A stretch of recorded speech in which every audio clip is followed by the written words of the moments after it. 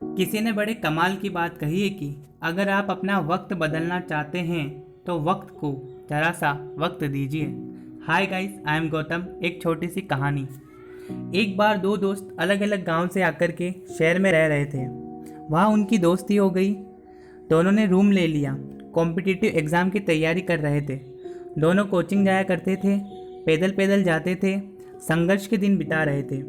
उन्हें लग रहा था कि उनकी लाइफ का कुछ हो नहीं सकता, लेकिन पढ़ाई जी लगा के कर रहे थे, मन लगा के कर रहे थे। और जब रिजल्ट आया तो दोनों का सिलेक्शन हो गया।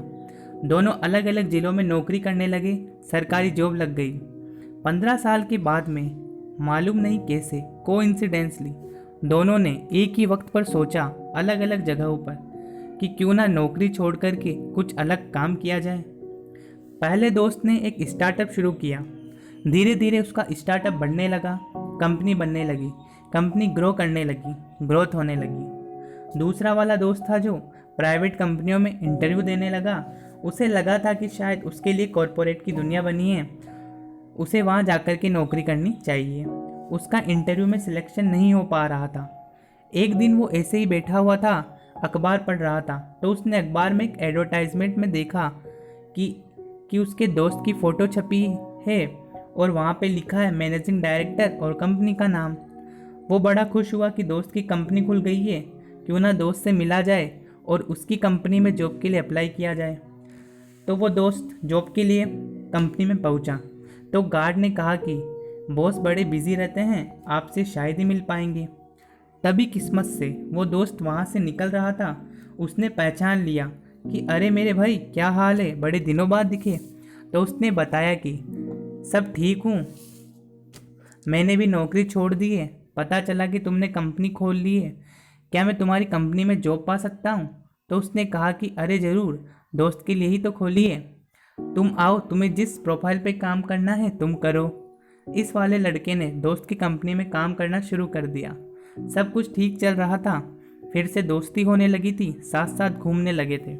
एक दिन ऐसे ही शाम में घूम रहे थे और इसने बात छेड़ दी, जो लड़का वहाँ नौकरी कर रहा था, कि मेरे भाई एक बात बताओ, दोनों ने पढ़ाई की, दोनों की इंटेलिजेंस सेम है, दोनों ने कम्पिटिटिव एग्ज़ाम क्रैक किए, सिलेक्शन हो गया, लेकिन आज तुम्हारी कंपनी है और मैं तुम्हारी कंपनी में नौकरी कर रहा हूँ, ऐसा क्यों? तो उस लड़के ने जो बताया उसे ध्यान से सुनिएगा। और उस लड़के ने कहा कि याद है हम दोनों जब साथ साथ पैदल कोचिंग जाया करते थे, स्ट्रगलर की लाइफ बिता रहे थे। उसने बोला हाँ याद है। और उसने बताया कि तुम्हें याद होगा कि एक दिन जब हम आधे रास्ते तक पहुंच गए थे, तब मुझे याद आया कि हमने अपने रूम का फ़ैन ऑफ करना भूल गए हैं। मैंने तुमसे बोला था कि चलो वापस चलते हैं, फ़ैन ऑफ करके वापस आ जाएंगे, फिर कोचिंग जाएंगे। तब तुमने कहा था कि क्या फ़र्क पड़ता है, मकान मालिक का पंखा है, चलने दो, चल रहा है तो, इलेक्ट्रिसिटी जल रही है तो उसकी जल रही है।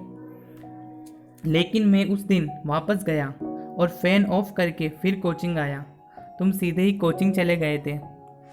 तो फ्रेंड, उस दिन भी तुम नौकर की तरह ही सोच रहे थे और उस दिन भी मैं मालिक की तरह ही सोच रहा था। फ़र्क सारा सोच का है।